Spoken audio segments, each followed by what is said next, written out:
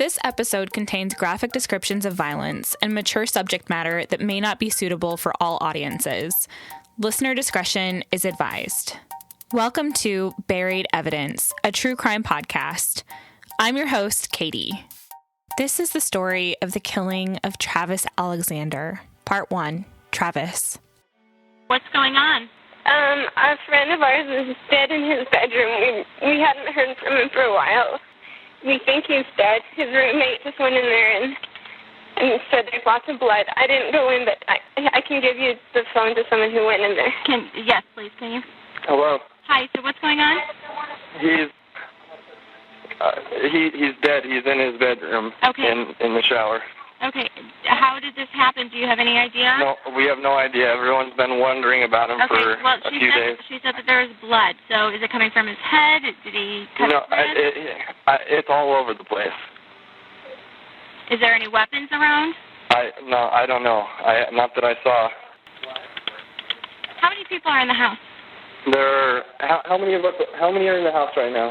Just the 5 of us? 5 of us. Okay, I need all of you outside. Okay. Okay. You're a good friend of Travis's, correct? Yes, I am. Okay. Yeah. Has he been depressed at all? Thinking about committing suicide, anything like that? I don't think he's been thinking he committed suicide. He's been really depressed because he broke up with this girl, and he was all upset about that. But I don't think he would actually kill himself over that. Has he been threatened by anyone recently? Yes, he has. Okay. He has an ex-girlfriend that's been bothering him and following him and slashing tires and things like that. And do you know the ex-girlfriend's name? Do you remember? Yeah. What's his ex-girlfriend's name? Ask Taylor. And do you know if he's ever reported it to the police? Her name is Jody. I don't know if he's ever reported. Hold on. Yeah. Ask Taylor if he's ever reported Jody to the police, like if Travis did. No, he hasn't reported anything about Jody's behavior. Okay, and you guys the roommate, when was the last time he saw Travis? Was it 3 days ago? Zach. When was the last time you guys saw Zach? Travis. They want to know about the roommate. Last time I saw him was, last Thursday or Friday? Thursday. The last time I remember seeing him was last Thursday. When was that time? Mimi saw him last Tuesday, or last Monday. She talked to him last Monday. Okay. And everyone is out of the house. There's no one else in the house. No one's in the house. Okay. And what is your name? My name is Michelle. I need to ask a friend something. I'm giving the phone to Mimi. Okay. Taylor. Hi. Hi. She's a business partner. Okay. And this is, the tub is in his bedroom? Yeah, and I guess, I didn't go in, but from what I heard, his roommate went in, there's blood in his bedroom, behind the door, and then he said it's all over, and then they went in the bathroom and he's in his shower. Okay. So, and his bedroom is where in the house? It's upstairs. And as you go up the stairs, it's on the left. It's the first door on your left. It's the only door on your left. Okay. And it's just a big master suite bedroom up there. And she's talking to his friend right now. There's a girl that's been stalking him and things, and he's trying to. You might know some information. I hope my phone doesn't die. I'm on one bar of battery. So. Okay. Well, I'm just going to keep you on the phone until officers arrive. Either officers or paramedics arrive, okay? Okay, I think I can hear the sirens now.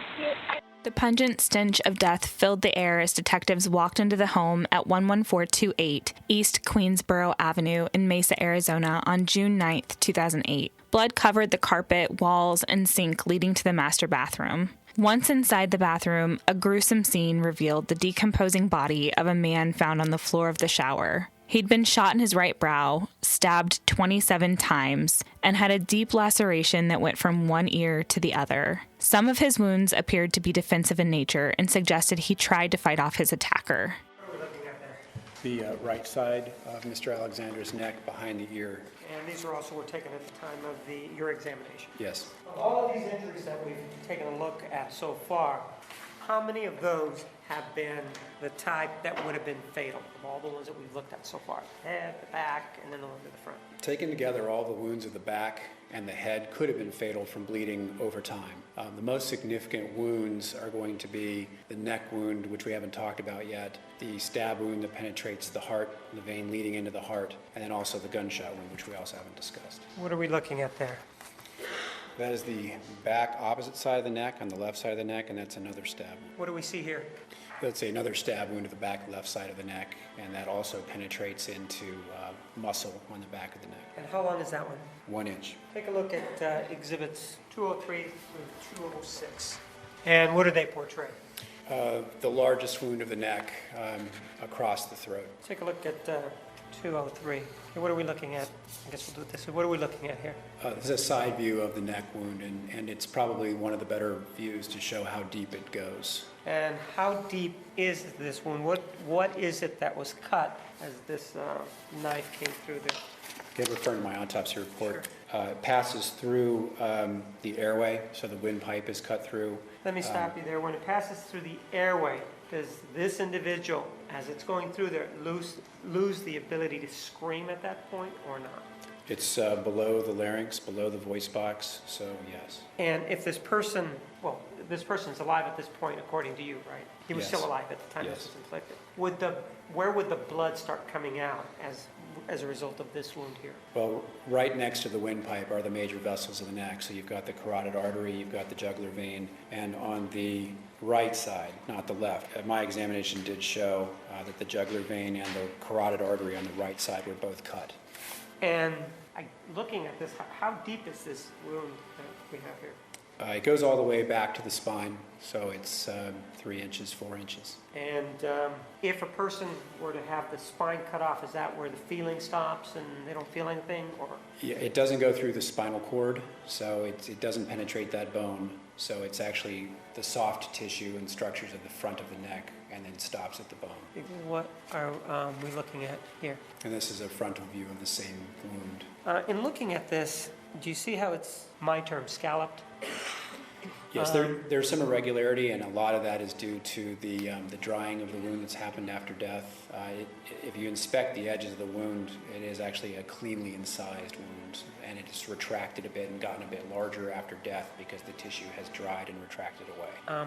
What are you doing here? I'm trying to show the profile of the wound a bit better, put the wound together so we have sort of an idea of what the wound looked like before it's separated. And see this right here? Is that an indication of where it started, or you can't tell where it started? I can't say whether it started on the right or the left, but it's across the neck.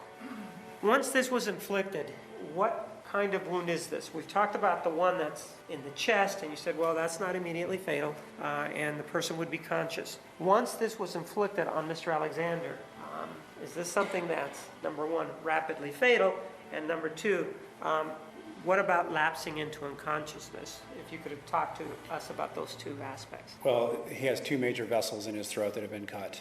He's going to lose a great deal of blood very quickly. He's going to lose consciousness within seconds, likely, and then die a few minutes later. So if an individual receives this wound, would he be able to get up and walk, let's say, 12 feet 6 inches somewhere? Yes, He he could could do get that. up and walk a couple of feet. That's possible. He could move, yes. And then he would, Collapse. and in terms of unconsciousness, so how much time are we talking about? A few seconds, probably. And death, how long would it take for this person to die if this was the only injury? If this was the only injury, again, probably a few minutes. In this case, though, you've seen that there were other injuries, and you also alluded to the fact that there was a gunshot wound, right? Yes. And what do those deal with? They show the gunshot wound of Mr. Alexander's right forehead. And we also have the bullet. Did you recover it? Yes. 207. What is this right here? That's a gunshot entrance wound. And what's the trajectory of this gunshot wound? It passes down through the skull, passes through the face and downward and to the left, and terminates in the left cheek. In looking at this, are you able to tell or give us a determination as to the distance between the muzzle and his temple? I'm not. I called it an indeterminate range. I don't have sooting, I don't have stippling. Any of the indicators of a range of fire here. So we really can't tell how far away it was. That's right. What do we see there? That is the left cheek, and I've made an incision and removed the bullet here. This bullet and the trajectory that you've described, did it affect the brain at all? In other words, did it strike the brain or not? It must have. It passed through the front right portion of the skull. The problem in this case is that the brain was decomposed, and the brain is a very soft structure to begin with, so it falls apart very rapidly after death. So I was not able to see a track through the brain, but just because the bullet passes through the front part of the skull where the brain normally would be, I have to conclude that the brain was perforated. And if the brain is perforated, what would happen to this individual once he was shot? He'd be incapacitated. Went down? Yes. Immediately? Rapidly, yes. What was the mechanism of death? In other words, how did he die? Primarily blood loss. And tell me how that works on the body in terms of the blood loss and what that does to the individual as he dies. Well, after you lose blood, you lose the ability to provide oxygen to your major organs, including your brain and your heart. In this case, the first thing that would happen would be dizziness, followed by loss of consciousness, and then death. In this particular case, you've indicated that there are three specific injuries that could have led to death. We talked about the stab wound in the chest, we've talked about the slitting of the throat, and then we've talked about the shot to the head. With regard to the shot to the head, would that have been rapidly fatal? Likely would have been. And by rapidly fatal, what are we talking about?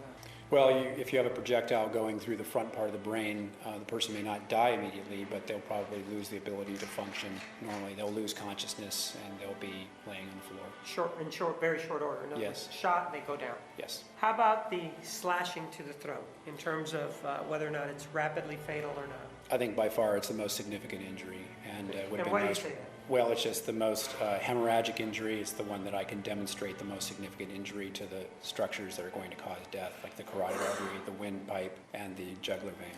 And then the one to the heart, is that, I think we've talked about it, but in terms of rapidly fatal, less fatal, which of these, if we're going to apply that standard as to which are the most fatal, how about the one to the chest? Is that the most fatal or the least fatal? Which may not be the Probably the middle. It's a significant injury. It would definitely cause death without medical attention. And would that cause unconsciousness immediately? Yes. Not immediately. Not the chest wound, no. From what I'm hearing you say, of the three that we've talked about, two of them, the one to the neck and the one to the gunshot to the head, those appear, from what I hear you saying, that those would cause unconsciousness quickly, immediately. Yes. And the one to the chest would not. Less likely. So if that's the scenario, and in this case we have the defensive wounds to the hands, what does that tell you about the sequencing of these three injuries? I believe the wounds to the hands must have occurred before the fatal injuries, either of the head or of the throat. The sequencing of events as it applies to the two injuries, and one to the head and the slitting of the throat, and when this individual may have grabbed the knife or the knife was applied to his hands. With the throat wound and the head wound, I don't think this person could have had a purposeful activity, meaning I don't think they could have raised their arms and attempted to defend themselves. With the chest wound, that's possible because he would not have been immediately unconscious. Which one would have been first in your opinion? Well, the stab wound could have occurred, and then the defensive injuries could have happened after the wound to the chest occurred. Right, okay. And then in terms of the sequence of the injuries involving the three major ones that we talked about, what is your opinion? Well, the throat injuries and or the head wound are going to be immediately incapacitating, and he's not going to attempt to defend himself after that. Do you have an opinion as to the wound to the neck, whether or not he was alive at the time that was rendered, if you will? I believe he was. There's a great deal of hemorrhage associated with that. And was he alive with regard to the one to the chest that we've been talking about? Yes, I believe he was. Can you tell with regard to the gunshot wound to the right temple whether or not he was alive or not at that point? Again, there's a wound going through the head, and I don't see hemorrhage in the brain. I can't see a wound track through the brain, so all I know is that there's a bullet going through the brain, so I can't say with certainty. And if we don't see hemorrhaging or bleeding, as you talked about, is that an indication that the person was already dead? They may have been, yes. I don't have any other questions, thank you. Travis Alexander was born on July 28, 1977. He was 30 years old on June 4, 2008, when he was brutally murdered in his home in Mesa, Arizona. He had 7 brothers and sisters, and growing up, both of his parents were addicted to drugs. Their dad was never around, and the home they lived in was dirty, full of roaches, and rarely had enough food for them to eat. Travis alleged that his mother would often beat him and his siblings as she came down from using meth for waking her up or for making messes around the house. Growing up, Travis witnessed his parents' violence toward each other and leaned into his faith in God to help him get through the trauma. The family eventually lost their house, and Travis, his mother, and 3 of his sisters moved into a camper shell in his aunt's backyard. The tiny camper shell was just 4 feet tall, 5 feet wide, and 6 feet long. They didn't have running water in the camper shell, so they were often dirty and walked around with head lice. Travis was bullied and had a difficult time making friends because of his unclean appearance. The family lived like this for more than a year. But at age 11, Travis and his siblings were sent to live with their paternal grandparents, where he finally had some stability in his life. Despite everything he went through as a child, Travis seemed like the kind of person who just really loved living life. Travis was a self-proclaimed Stormin Mormon, which symbolized his commitment to his faith and the values of the Mormon Church. He was very charismatic and used his charm and optimistic personality to become a successful public speaker and salesperson for the company Prepaid Legal. He made decent money at the company and was able to live a comfortable lifestyle. About 2 months before his murder, Travis started a blog. His blog posts focused on his effort to achieve personal growth, his faith, an excerpt from a book he was writing, and an introspective look at the state of his love life. Travis wrote, quote, "This year will be the best year of my life. This is the year that will eclipse all others. I will earn more, learn more, travel more, serve more, love more, give more, and be more than all of the years of my life combined. True, other years now past have been at times magnificent, but none like this. This is a year of metamorphosis, of growth and accomplishment that at previous was unimaginable. A year where the impossible became commonplace, and the unachievable became effortlessly achieved, where I raise myself to heights only visited by the great men and women of this world, and by doing so, this year will be the best year of my life." End quote. Travis was very focused on self-improvement, and also wrote about his goal of finding a wife. He had previously been amused by the obligatory introduction at speaking events, announcing his single status. He's come all the way out from Arizona, so number one, we're grateful that he came, that he just made it, all right? He is a gold executive director, and like I said, he was born into this systems training right here. He grew up in the systems training. He did exactly what he's going to show you, and that took him up to the gold executive director position. He is a single gentleman, so women, he's single, okay? And he's a gold executive director, so he's making the cash as well. Please help me welcome to the front of the room, Mr. Travis Alexander.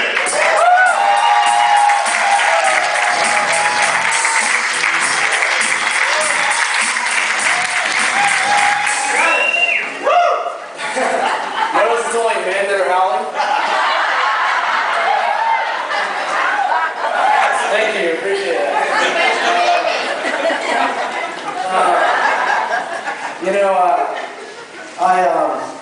When I first started training and things like that, you can imagine the first thing I would hear a lot of is, "By the way, he's single." And I'd be like, "That's right, I am. Maybe he's going to get me." That's been going on for 6 years.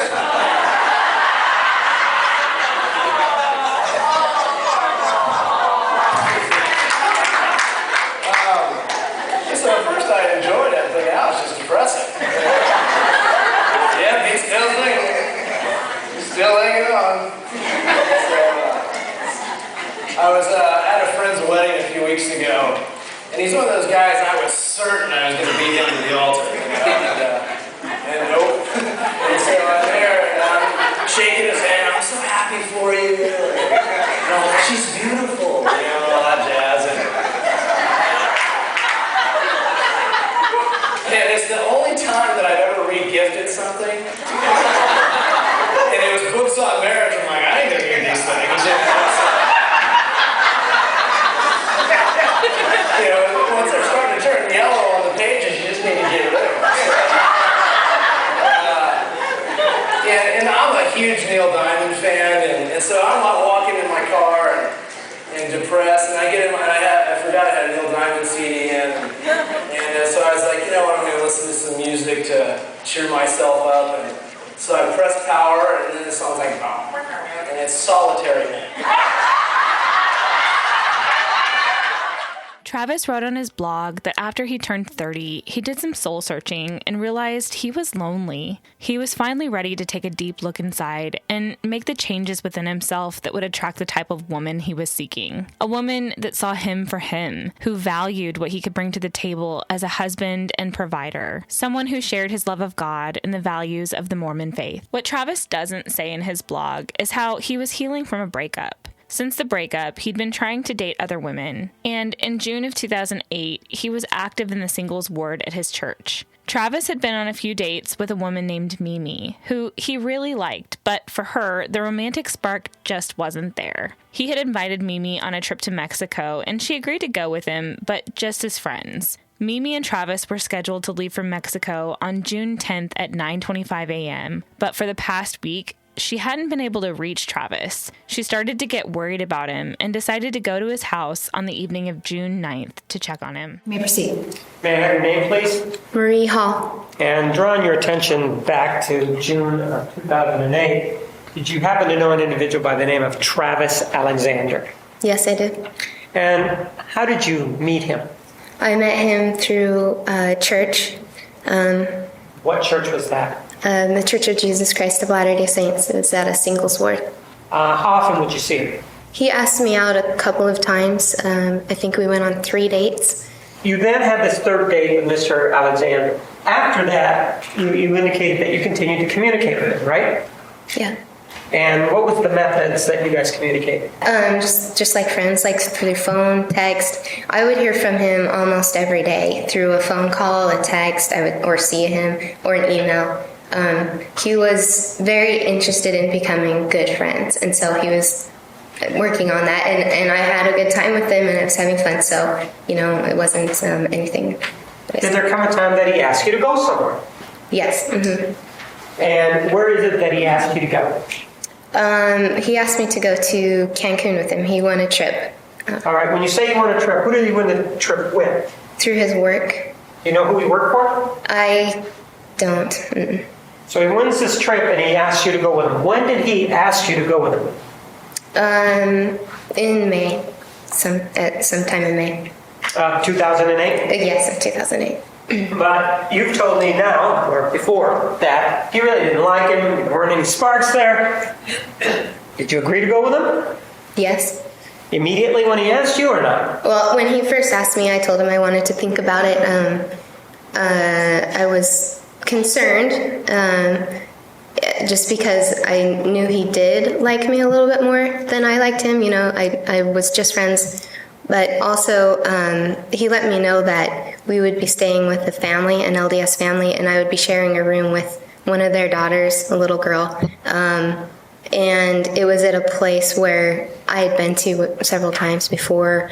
So I felt comfortable. I knew Travis, and I knew myself. I knew nothing, would happen. Plus, he told me that it was free. Everything was free. So after I thought about it for a while, I agreed to go because it sounded like a lot of fun.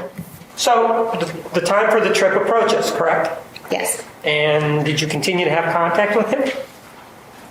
Yes. Up until about a week before we found him, I spoke to him. And do you have an idea about the date that about the last time that you talked to him? It would have been, so we found him on June 9th, the evening of June 9th, and I remember seeing him the Monday before that, which would have been the 2nd. Okay, June 2nd. so a week before you saw him, and after that, did he continue to email you or not, or did he just go silent? He just went silent. So the trip is approaching, and you're not hearing from him. Do you do something on July 9th? June 9th. I'm sorry, June 9th, correct. Yeah, so I went to our family home evening group. It was normal. Is this the singles group again? Yes. Okay, and about what time did that start? 7:30. And how long did it last? About till 8:30.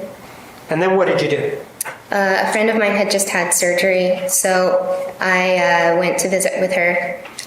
In the meantime, I had tried calling and texting him because I didn't see him at church on Sunday. we were supposed to go on this trip the next day, and I hadn't heard from him, so I texted him. He didn't respond, and then he wasn't at the family home evening group, so I started to become worried, and decided after I visited my friend that I would go to his house. Okay, and did you go to his house? Yes, on the way to his house, I started getting really worried because I called and it went straight to voicemail. I called and had my mom on the other line just because I was scared that something might be happening to him because I knew that he had a stalker. So, at least you had heard he had a stalker, correct? Yes. So what happened, about what time did you get over there? This would probably be right around 9:30. All right, and explain to me what happens when you get there. I pulled up and there was a car in the driveway. I didn't know whose car it was. There was a light on upstairs, and I went to the door and knocked on it. How long were you there trying to get into the house? Just, a couple of minutes. I banged on the door, rang the doorbell over and over again.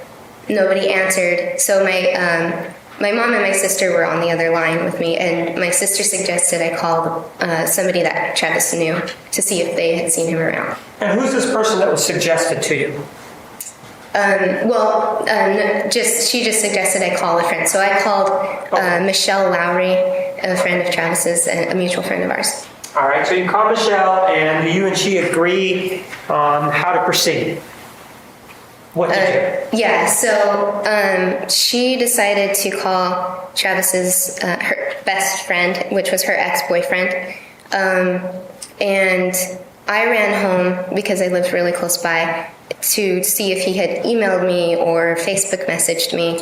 And had he? No, he had not. What did you do? I tried to send him a message. I later found out that it went to the wrong Travis, but I tried to send him a message on that. And so you went home, you did that, then what happened? Okay, and so then at that point, Michelle and I went and met at his house again. Michelle brought her boyfriend, and she was on the other line with Travis's best friend. And so her boyfriend went and knocked on the door again, rang the doorbell. I mean, he was pounding on the door. All right. Then what happened? So his friend, Travis's friend on the phone, suggested that we go in through the garage and look for him in the house. And he had the garage code, so the person on the phone that who was talking to him? Michelle was talking to him. That Michelle was talking to had the garage access code. Yes. And that was given to Michelle. Yes. So what happens then? We opened the garage, and his car and bike were there. What kind of car? A Prius. Then what happened? So we went into the house. Okay. Through the garage door. And what is the first room that you came to? The laundry room. There was a washer and dryer right to our right. And then where did you go, left or right? Left. What happened then? His office was, so after we turned left, his office was up on the right-hand side, and the door was shut. And the friend on the other line suggested that we open the door. So we opened the door slowly. The light was out, but his laptop was on his desk. It was open, but like in a sleep mode. The little light on it was flashing. Okay. Where did you guys go after that? We went straight, which led us into a family area. There's a family room area, a kitchen. When we first walked in, it smelled really bad, and so I assumed that the dog had an accident or something. So he was, the dog was with us. Okay. Then what happened? Then we went up the stairs. So we, peeked our head into the other room, it was all pretty open, and no one was in the front room. So we went up the stairs, and his bedroom is As you're going upstairs, did you notice whether or not there was any odor? It just was throughout the whole house. I noticed it when we first walked into the house. That's when I noticed it, and then it was always there. So. Okay, and then walking up the stairs, what happens? So we walked up the stairs, and the way that the house is set, at the very top of the stairs to the left was his bedroom door, and it was a double door type of thing, but it was shut and it was locked. We tried to go in there, but it was locked. Did you guys knock at that door too? Yeah, we knocked on the door. How did you know that was his room? From the book and film club that we had, the movie theater is just right there. So his bedroom's there, movie theater's there, and he had, when we were all there, he had shown us his room. All right, then, so now you're at this door, it's locked, what do you guys do? The boyfriend of my friend Michelle was there, and he heard music, and we went over to the door. Well, he went over to the door where there was music coming out. It was a different bedroom in the house, and he knocked on the door, and a roommate came out. And what happened then? We told him that we couldn't find Travis. We were worried. He found a key to his bedroom, and he and the boyfriend went into the bedroom. About what time was this now? Probably around 10. Right. Did you go into that bedroom when they went in or no? No, Michelle and I stayed outside of the bedroom. At first they walked in and they were looking, so they were right in front of us and they were looking kind of this way. And so at first I was following their gaze through the crack of the door because I could see the room through the crack of the door. And then as soon as they said that they saw blood, that there's blood everywhere, I stopped looking. And then they went further into the room. And did they eventually come out, or was it a short stint inside, or was it long? Or were they in there a long time? It didn't seem very long. They went in, and then the roommate ran out and said, he's dead, he's dead. And so immediately I called the police and ran downstairs and out the front door so that I could get the address of the house. All right. After detectives arrived on the scene, they walked through the house, found Travis's body, secured the scene, and interviewed Travis's friends, Mimi, Michelle, and Dallin, who came to the house looking for Travis, as well as his two roommates, Zach, along with his girlfriend Amanda, and Enrique. The roommates knew Travis had a trip coming up and assumed he'd already left. It was common for Travis to travel for work and not inform them of his plans. It wasn't until Travis's friends arrived at the house looking for him that his roommates realized something was wrong. Zach spent most of his time at his girlfriend's house, and Enrique mostly kept to himself. They didn't socialize as friends. The two roommates rented rooms from Travis and minded their own business for the most part. Each of them were interviewed, and from those interviews, detectives began to learn what was going on in Travis's life lately. They painted a picture of a man who'd been in a toxic relationship with a woman named Jodi Arias. After the split, the previous year, Jodi had been stalking Travis, and they told detectives that if anyone had something to do with it, it was probably Jodi. The following day, a search warrant was executed where numerous items of evidence were collected, and Detective Flores, who was investigating the case, placed a return call to Jodi Arias, who had called in the night after one of their friends informed her that Travis had been killed. Jodi seemed to be inserting herself into the investigation right from the beginning, providing investigators with information about her relationship with Travis, where she was over the last week, and even offering up a potential suspect. Yeah, do you know when all this happened? I mean, I got a call last night, but is there any word on... Sometime between Thursday and last night. We're not sure yet. We haven't been appointed yet. And you said that maybe multiple people, because he's a big guy. Maybe you can't talk about this, but was there like any kind of weapon used, or was there a gun? Was there? I can't say what type of weapon was used, but yeah, I'm guessing there was a weapon used by the type of injuries that were left behind. Do you know of him having any weapons at all in the house? His two fists. Really? No, yeah. No handguns or rifles or. No, he wasn't one to keep any of that I saw. Fighting knives or anything like that. No, he was more into like wrestling and UFC, and he said he had just bought a punching bag, and he's like, I love beating the crap out of my punching bag, We did talk to certain people, and I mean, I don't want to tell you this, I don't want to make you feel bad, but they didn't have the best of things to say about you. They felt that you were either taking advantage of him or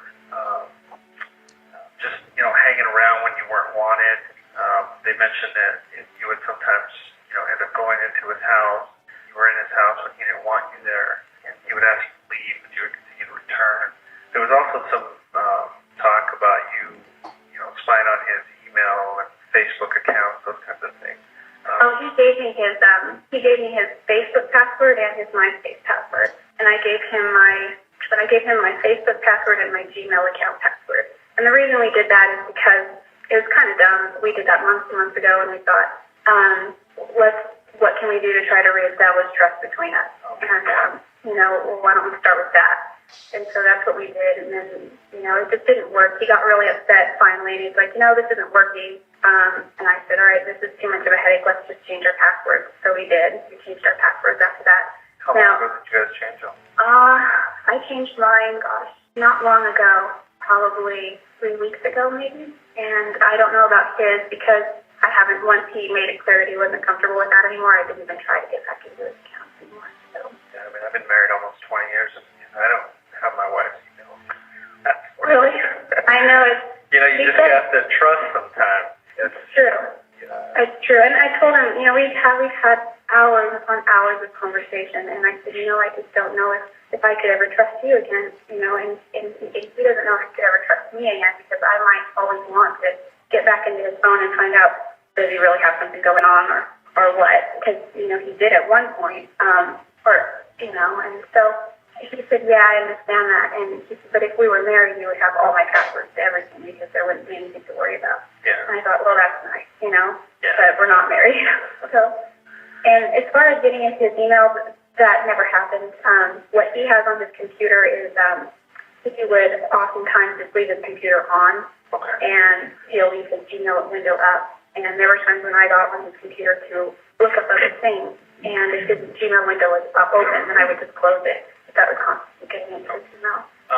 I had to mention that to you because we are getting a search warrant for his email, Gmail and Facebook and those accounts. And we can tell where those things were accessed from by IP addresses. And I just want to make it clear that that if you did access it from somewhere else at a certain time, if you access it from California, we're going to know. Yeah, I'll tell you right now that I did. Okay. He gave me his passwords. No, the only accounts that I've accessed though were MySpace and Gmail, because those were the only passwords. And how long ago? When was the last time you actually accessed them? Weeks ago. We had a conversation where it's like he made it clear that he wasn't comfortable with that anymore, and I said that's okay. And I changed my Gmail account password because he got into that too, and then he saw another guy's email there, and gave me a hard time about it, and so it just was dumb. We're both trying to move on, and we're both, I don't know, it was weird. It was like there was a lot of jealousy issues. I think there might have been on both parts. For me, it wasn't so much jealousy as it was like I just wanted to know, I just wanted him to be honest. And for him, I think one of the reasons I moved was because we were spending too much time together and we weren't moving on, and it wasn't able to. I guess I could have dated other people, but our social circles were so small that anytime you heard about something, it just wasn't good. Did you move down here the first time because of him? Yeah, I moved there because of him, and I moved away because of primarily. I also moved away for financial reasons. I'm with my grandparents now, but there were three main reasons I moved here. One, I moved my family, and two, financially, and three was because of travel. And the main reason that I moved there was because of travel. Okay. Yeah, because when we first arrived on scene, I started talking to people, and some of his closest friends, began mentioning your name as, hey, you need to call her because she probably knows what happened to him, or she possibly had something to do with it. Oh gosh, no, I've had that's how bad it was getting him, and I needed to talk to you to find out why they would say something like that. Why they would start pointing fingers in your direction right away. I don't know. Maybe because I'm an ex-girlfriend. We've had lots of fights. Was there a lot of issues? Obviously it wasn't a great relationship. It was great for a while until we started fighting because I did know thing, and I got into his phone because I had a suspicion that he wasn't being faithful, and I found a bunch of text messages that were no good, and rather than being an adult about it and confronting him, I kept it in and I kind of let it fester, and I was miserable and I didn't know why, and I wanted to tell him, but I was worried that it would just lead to an unnecessary fight, and then I realized this was no kind of relationship, so it finally all came out, and he was really apologetic, but we just both realized that neither of us could be in an adult relationship, and that was June of last year. So at that point, we continued to see each other, a long time after that. Well, I'm glad I did get a hold of you again. You did call me because it kind of clears up a lot of the questions I had, a lot of the concerns. It's not what I don't think it's what these people thought was going on. So, I should probably tell you that Travis, when he got upset, he would send me really mean emails. He would send me mean text messages and things. You'll find probably some stuff on his Facebook. I know for sure you'll find one on his Facebook, and definitely in his Gmail, and you're welcome to access all of my accounts too if you want. With Travis, we're probably gonna subpoena all his Facebook and Gmail and everything to see who he was communicating with, what he was saying to him. Okay. I'm not sure how far back. It usually goes 6 months to a year. Okay. But in a case like this, we need to know who had some type of beef with him, why they would do something like this to him. Yeah. I hate telling people over the phone, but like I said, it is a homicide investigation, and it was an angry situation. And when we see scenes like this, the first thing we think is these people hated each other. Somebody went in there to hurt him, and they did.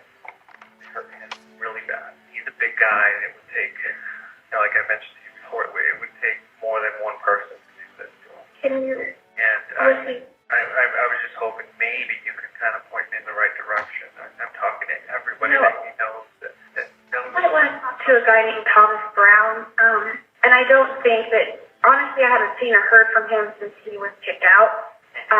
I think his last name was Brown. I could try to find him on ldslinkup.com, but that was so long ago, though. That was last spring of 2007, March even. And what happened was he got kicked out because he was considered like borderline sexual predator, not like a rapist, but coming on to girls and that kind of thing. And it just really was down upon in the church. And so he was disfellowshipped, and Travis said, "You need to get out, get your stuff out of my house." And it wasn't a friendly situation. It was said over the phone because he and I were in Missouri and somewhere back east, just touring, and Thomas was. So he ended up kicking him out at that time. Yeah, he kicked him out at the time. But Thomas, he's a really big guy, but he doesn't seem he doesn't seem violent. He seemed pretty gentle. He just seemed like a little bit thuggish, but like he was trying to act the part, not because he was that. Because he thought it would attract chicks or something. I don't know. So he seems, honestly, like I didn't know him that well, but he seemed like a big dumb teddy bear. Evidence collected from the crime scene was processed at the crime lab, while investigators continued interviewing witnesses and working to pin down Travis's time of death. His cell phone and laptop were located on the desk in the downstairs office, which revealed that the last time he used his cell phone was at 12:13 p.m. on June 8th. The last activity on the laptop was the same day at 4:19 p.m. when Travis used it to send an email, and then Travis missed an important phone conference that evening at 7 p.m. At this point, they were able to narrow down Travis's time of death to June 4th, 2008, sometime between 4:19 p.m. and 7 p.m. This timeline would be narrowed even further once other evidence collected at the scene was analyzed. They found the bedding had been stripped from the bed in Travis's room and was washed and dried in the dryer. In the washing machine was a camera that had been run through the wash cycle with several other items of clothing. Blood swabs, fingerprints, and hair samples were collected from the crime scene, and most notably, a small latent palm print left in blood was found at the entrance to the master bathroom hall, along with several other blood swipe marks. The camera found in the washing machine was waterlogged, but the SD card found in the camera was undamaged. Crime scene analysts were able to recover photos from the SD card that had been deleted. These photos were time-stamped from the day Travis was murdered. All of the evidence they collected was pointing them to one person, Travis's ex-girlfriend, Jodi Arias. Jodi was brought into the police station on July 15th, 2008, placed under arrest, and interviewed. I think there's some other things that you're not telling me. I think maybe the jealousy probably continued even after the fact that you moved away.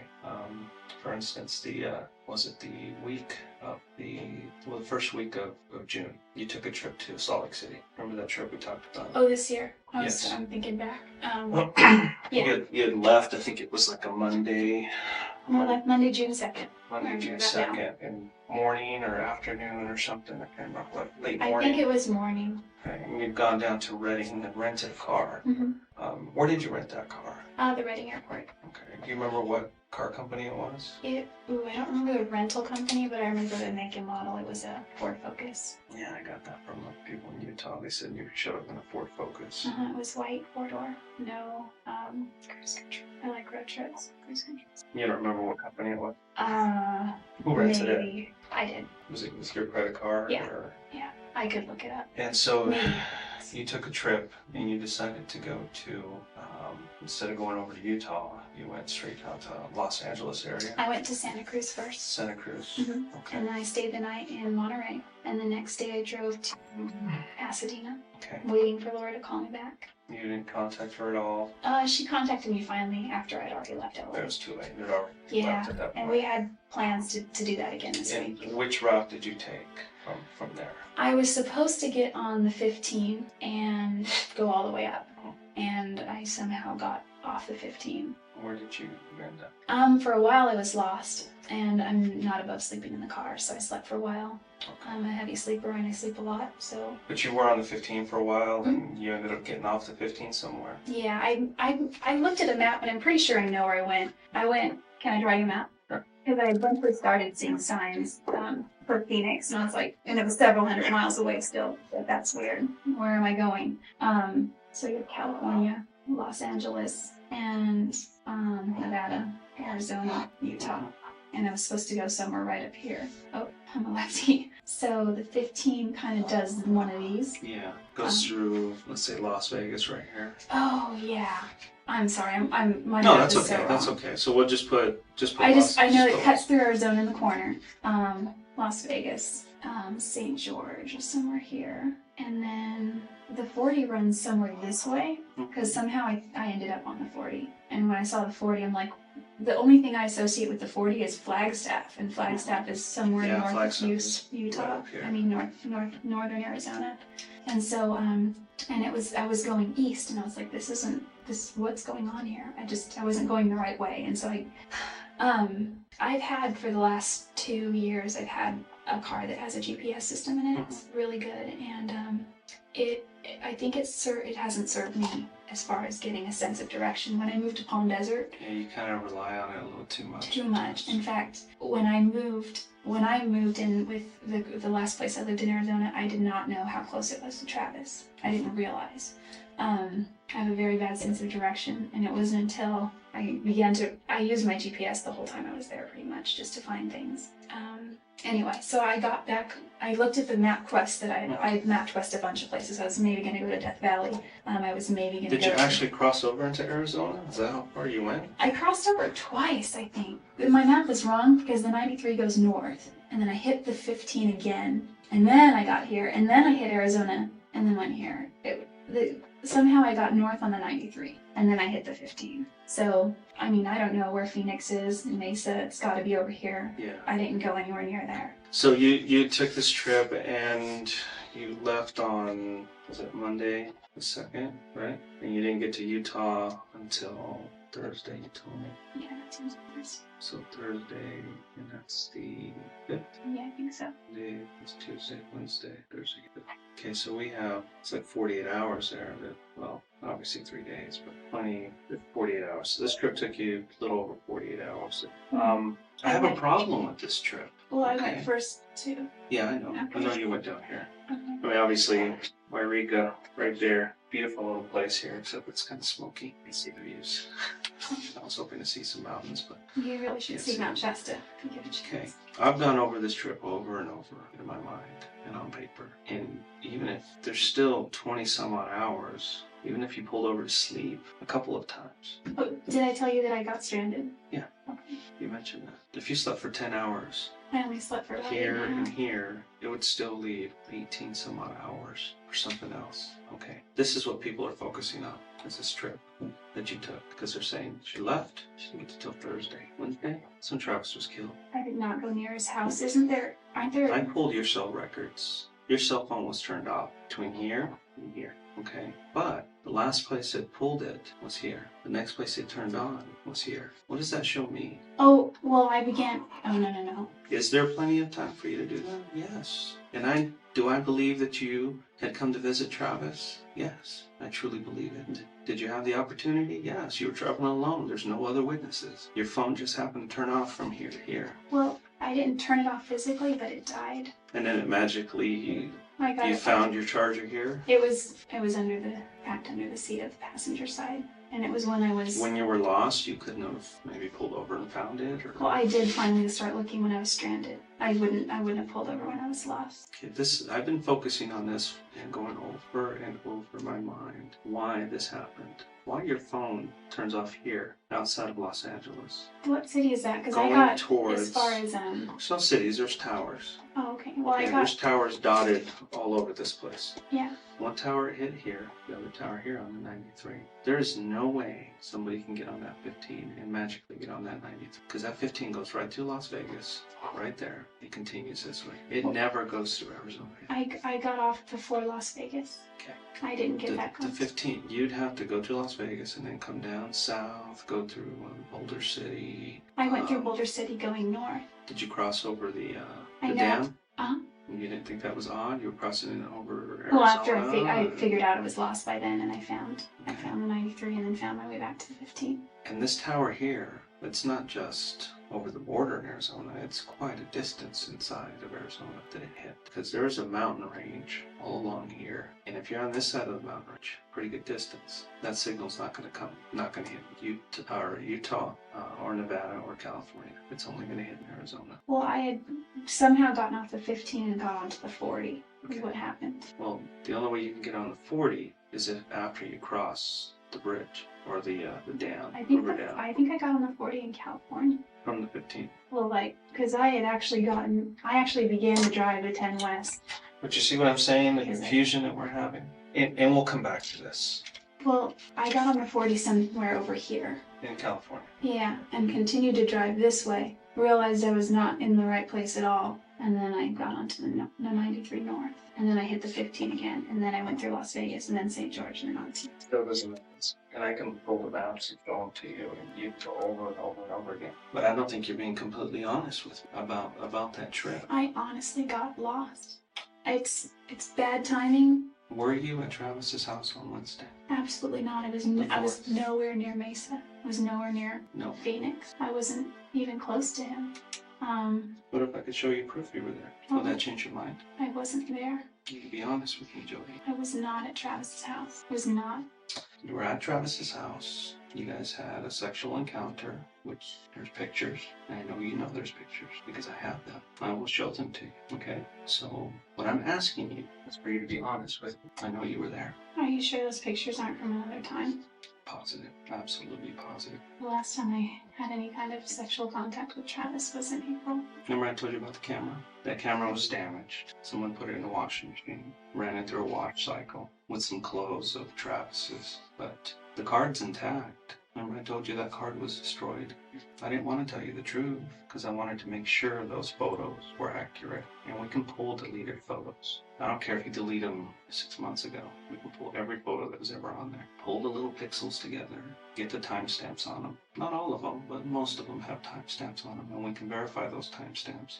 And I have pictures of you in Travis's bedroom with Travis, pictures of him, and it's obvious you guys are having sex, taking photos of each other, and they're dated and time-stamped on the day he died.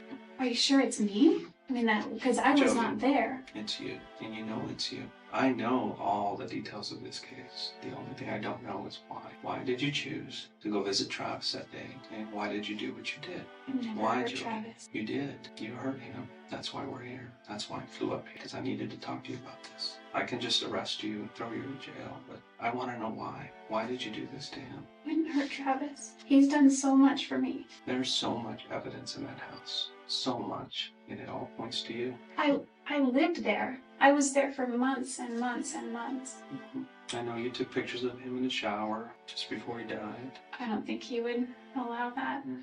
And the camera actually took a couple of photos by accident during the time that he was being killed. Really? Yeah, Jody, really. You were there. Quit playing this game. It's time for you to just come out and I didn't tell me. know. I did not hurt Travis. I did not hurt Travis. I wouldn't do that to him. You're here. You left palm print at the sink in blood. What's going on there? Well, I can explain the blood and the hair. I don't know about my left palm print. How can you explain the blood in that? Well, because I used to bathe Napoleon all the time. And, You haven't been there since April, right? well, He's had the house cleaned several times since then. And this hair was not just a hair, from the shower or something. This hair was stuck with blood and obviously had blood on it at the time it got stuck where it ended up. my There's hair would no have been way. all over. There's no other hair. Can you take a hair sample? And We have your DNA. No, but I mean, like, you know how they could do drug tests and find out when things were done? No, we can't do that. Can't you measure the time? We have DNA matching that hair to you. Okay, I know, but my And that hair had a follicle on it, and that means that hair wasn't there very long. Follicle will usually dissipate after a certain time. It'll fall off, the hair itself. Well, when I would Okay, brush my hair Jody. there, I mean, This one, you absolutely cannot explain that away. You either had blood on your hand and you touched the wall, or there was blood on the wall and you touched blood. could my palm print have already been there and I touched it? Jody, this is over. This is absolutely over. You need to tell me the truth. Listen, the truth is I did not hurt Travis. Okay, so worst Jody, case, you can continue to do this, okay? A records check shows you that you has reported a gun stolen, 25 auto. This happens to be same caliber as the weapon used to kill him. a 25 auto was used to kill Travis. Yeah, along with multiple stab wounds. Jody, if you want, I can show you some pictures of him. Do you want to see pictures of him? Part of me does and part of me doesn't. Why, because you don't want to remember? No, Jody. There's a morbid curiosity. Jody, I wanted to know how he died. we can keep playing these games over and over again. I'm not going to believe you. All When right. you start telling me the Listen. truth, then I can believe you. But I can't deny this evidence. I can't. The trip you took doesn't make sense. The opportunity was there. Your pictures on that date with him. Your blood is in the house, mixed with his. Mixed. Not alongside, but mixed. Your hair is there with blood, and your palm print is there in blood. Was it? It's over. Could it have been my blood from Your before? image is not important right now. Saving the rest of your life is. Listen, if I'm found guilty, I don't have a life. I'm not guilty. I didn't hurt Travis. If I hurt Travis, if I killed Travis, I would beg for the death penalty. Was there anybody else with you? I was traveling alone the whole time. Was there anybody else with you at Travis's house on Wednesday? I was not at Travis's house on Wednesday. You were? Because that's when the blood was left on, the bloody palm print was left on his wall. I don't know what to tell you. If you were in my shoes and I had this evidence against you, what would you say? If I had that evidence against you, it'd Yeah. be pretty obvious. But I guess being in my position, it just seems so impossible. I'd want to see it. I'd want to know. I mean, I'm not a murderer, but I guess if I were to do that, I would wear gloves or, something. How could I don't know. I know you tried to wash him off, try to get some of the blood off, try to clean him up a little bit. But you're even denying the pictures of you being there. There's pictures of you laying on the bed in pigtails. Pigtails? Yes. And I've got pictures of you that I've blown up, and you've got the little mole right there. It's the same one. It's you. It's obvious. I can show you some of these pictures. Do you want to see the pictures? Will that change your mind? I mean, I am curious. Let me take a break and let me go find them. And I'll bring them and show you. I wasn't there. But you need to think about what you're saying. This continuing to lie is not going to help you. Admitting to something I didn't do won't help me either. Okay, let's say for a second that I did, and I say I did it. I mean, The motive is there. Jealousy issue. but I wasn't I wouldn't even say it was jealous. I mean, there may have been some jealousy there, but then what is it? What caused this? I think if anyone, maybe Travis was jealous, but that's not what everybody else says. Well, they know he was jealous, but they think that you are absolutely obsessed. Obsessed is the word that they use. That's the word I hear from everybody. Fatal attraction. I don't know how many times I've heard that. Look at Jody. Jody had to have done this, or she had someone to do it for. There's not one person that says anything else. Why is that? That's the perception they have of you. And there's a reason for that perception. Maybe because it's true. And maybe because we kept hanging out. Mm-hmm. But not because it's true. Cause this. I can prove you were there. I can prove it. But what I don't have is I don't have answers on why it happened. Or, maybe something just got out of hand. Maybe things got out of hand. Did you find the gun? Maybe that would... Joey, we're just playing games here. That gun was in your possession. When did you report it stolen? I didn't even know that there were guns until my grandparents reported it stolen the day that their house was broken into. When was that? I don't remember. It was a few months ago, maybe. What did you look at? I don't have a gun. They're going through your house right now, so are they going to find anything there that will lead you back to this? I don't think they would. I mean, there's nothing that could link me there. I mean, that's pretty compelling, I have to admit. If you found my palm print there, I don't know. That's... Do you have a pair of sweatpants that's got stripes around the backside of the zippers? Somebody's seen you wearing those before. I've got so many clothes. Yeah, I think I do. Wait, I have zippered one that zips in the back. It's got like stripes, like big stripe on it on the side. Well, it's got a black stripe all the way down and they're white. It's got the black. I have those. They're at the house. Okay. It's got, I have two pairs actually. One is too small and one is just about right. The other one I bought anyway, that was too small because it was on sale. It's a good deal. But yeah, they have stripes. Well, what does that mean? What is that? Because I believe you were wearing a pair like that when this happened. Remember I told you about the camera? It was taking pictures by accident. Mm-hmm. Camera was upside down. Flash. Another time, camera flash. Looked like it was on the ground. Maybe it was kicked. But it took pictures. And it's obviously a female. Mm-hmm. And one of them was wearing those pants. Oh, I didn't even bring those pants on that trip, so... And if we find those pants, is that going to make my case a little bit better? Yeah. I'm going to take a little break, but I need you to think about what you're doing here. Because the best thing for you to do is to tell me the truth. Tell me exactly what happened, because you know what? I think your mom and your dad really deserve the truth. They're going to be asking. And it's absolutely, it's so important that you tell me why this occurred, what was going through your mind. Over the next few days, Jody continued to be interviewed. Investigators had a rock-solid case against Jody with the physical evidence collected from the scene, but they wanted a confession. She told story after story, lie after lie, but wouldn't admit to killing Travis until Detective Flores started asking Jody if there was someone else there with her. This case would go on to captivate the attention of the nation and take 5 years for the slow wheels of justice to turn before a verdict was reached. Next time on Buried Evidence, a true crime podcast. What happened, Jody? What did you see? I took out like a little bitch.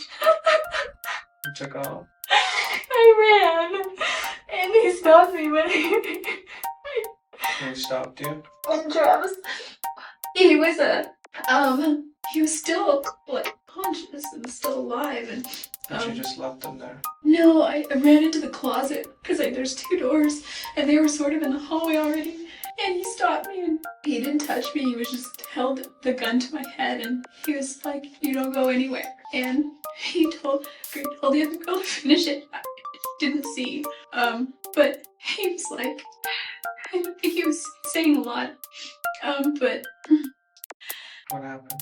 He told me to stay there and not to move. And where was that, in the closet?